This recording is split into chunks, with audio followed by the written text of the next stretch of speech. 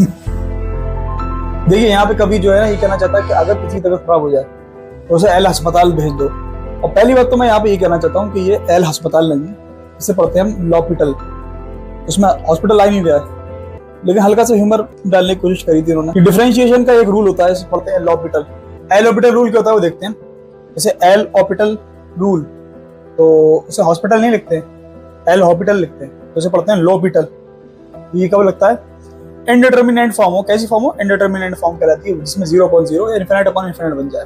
हालांकि indeterminate form और भी होती हैं, बट ये जो लगेगा इसमें 0.0 इनफिनिट अपॉन इनफिनिट में लगता है। अगर कोई दो फंक्शन दिए हुए एफ एक्स अपॉन जी एक्स और लिमिट उसमें x टेंड्स टू a कर रही है, तो जब मैं a पुट कर दूंगा ना लिमिट उसमें, तो वो अगर 0.0 बन जाए या इनफिनिट अपॉन इनफिनिट बन जाए, तब लगेगा अस्पताल वाला रूल। अस्पताल वाला रूल ये कहता है कि अगर 0.0 इनफिनिट अपॉन इनफिनिट बन गई है तो सेपरेट दोनों का कर दो, डिफरेंशिएट कर दो। ऊपर वाले को ऊपर डिफरेंशिएट, नीचे वाले को नीचे डिफरेंशिएट कर दो। उसे ये कहते,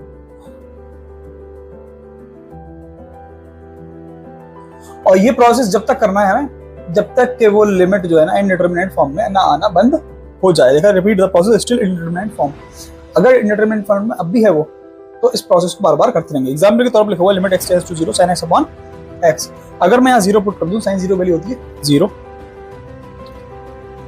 sin 0 अपॉन 0 देगा था, क्या आ गया 0 अपॉन 0, इनडिटर्मिनेट फॉर्म बन गई। अब क्या करेंगे इसमें? लिमिट x टेंड्स टू 0 लिखेंगे, sin x का डिफरेंशिएशन कर देंगे d ओवर dx, और नीचे d ओवर dx इसका x का।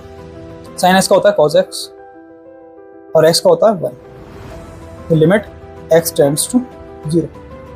जब लिमिट x टेंड्स टू 0 हो गई, अब cos 0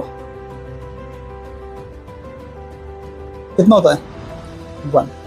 इसलिए limit sin x upon x की वैल्यू x टेंड्स टू 0 पे कितनी होती है 1 होती है। कहां से आती है? ऐसे आती है। ये एल ऑपिटल रूल था।